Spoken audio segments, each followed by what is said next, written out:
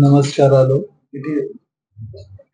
Media మిత్రులకి, ప్రతి ఒక్కరికి, రాష్ట్ర ప్రజలకి నా తరపున హృదయపూర్వక ధన్యవాదాలు. ఈరోజు ఈ ప్రెస్ మీట్ ముఖ్య ఉద్దేశం ఏమంటే, రాష్ట్రంలో గత 5 సంవత్సరాల్లో ఎటువంటి అభివృద్ధి కానీ సంక్షేమం కానీ జరగలేదు. తెలుగుదేశం పార్టీ హయాంలో గతంలో కూడా అభివృద్ధి సంక్షేమం జరిగింది. మళ్ళీ 2024 తర్వాత తెలుగుదేశం పార్టీ అధికారంలో రాగానే అన్ని వర్గాలకి, ప్రతి మతంలో ఉన్న వాళ్ళకి, రాష్ట్రానికి అభివృద్ధి, రాష్ట్ర ప్రజలకి సంక్షేమానికి పచ్చ జెండా చూపిస్తున్న తెలుగుదేశం పార్టీ. దాంట్లో భాగంగా మైనారిటీస్ కి కూడా సబ్సిడీతో కూడిన రుణం 326 కోట్ల రూపాయలు. గతంలో చూశారు, రాష్ట్ర ప్రజలు ప్రతి ఒక్కరికి తెలుసు, వ్యవస్థలన్నీ ముఖ్యంగా మైనారిటీస్ ఫైనాన్స్ కార్పొరేషన్ ఎటువంటి ఫంక్షన్ లేకుండా మూతపడిపోయింది.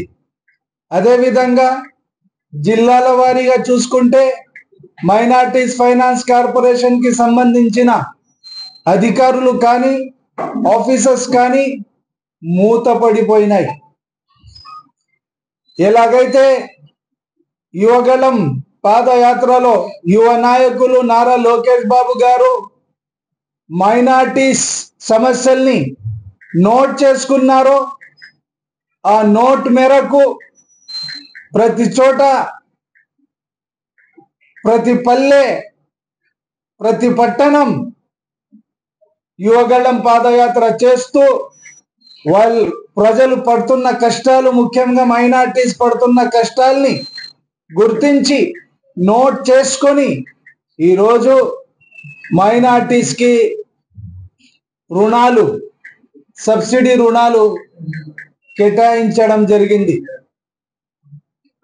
తప్పకుండా రాష్ట్రంలో గతంలో కానీ ఇప్పుడు కానీ ఏకైక వ్యక్తి నారా చంద్రబాబు గారు.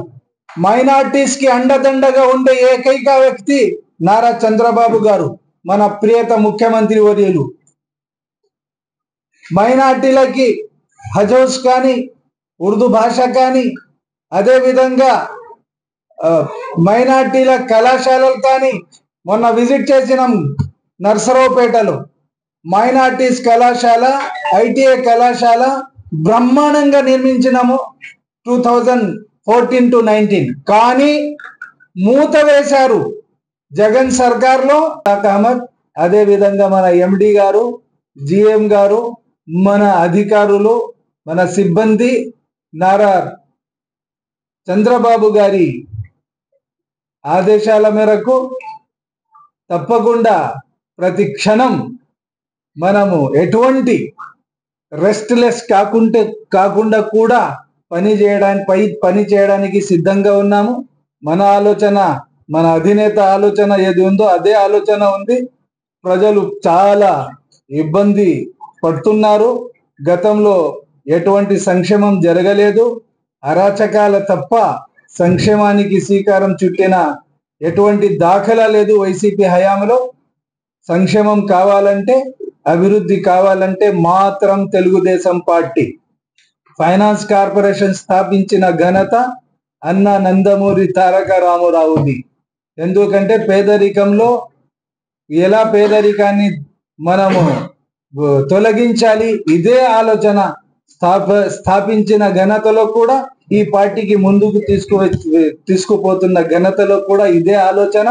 మరి అతనికి తోడుగా తనయుడు లోకేష్ బాబు గారి ఆలోచన కూడా అదే ఉంది అని తెలియజేస్తూ సెలవు తీసుకుంటున్నాను. सर, ये कब तक बेनिफिशियरीज को आ सकता है?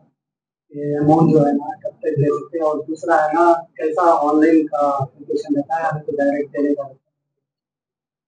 అప్లై कर लेना हम ఆల్రెడీ 30th నా ఆల్ ఈడీస్ కి మనము ఇక్కడికి హెడ్ ఆఫీస్ కి పిలవడం జరిగింది.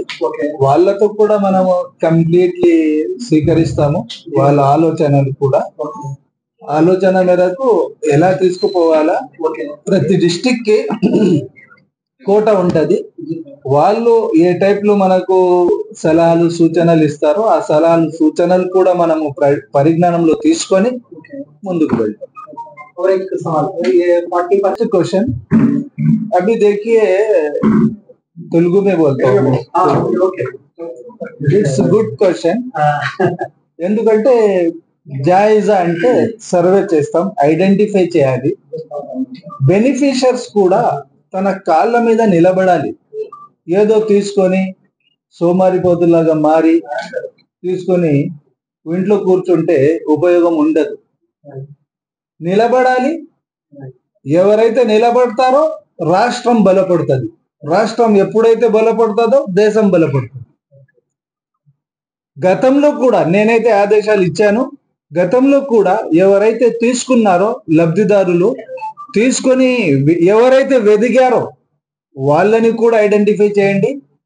తీసుకున్న తర్వాత కూడా మళ్ళీ కూడా వాళ్ళు పేదరికంలో ఉంటే వాళ్ళ దరిద్రం, దురదృష్టం.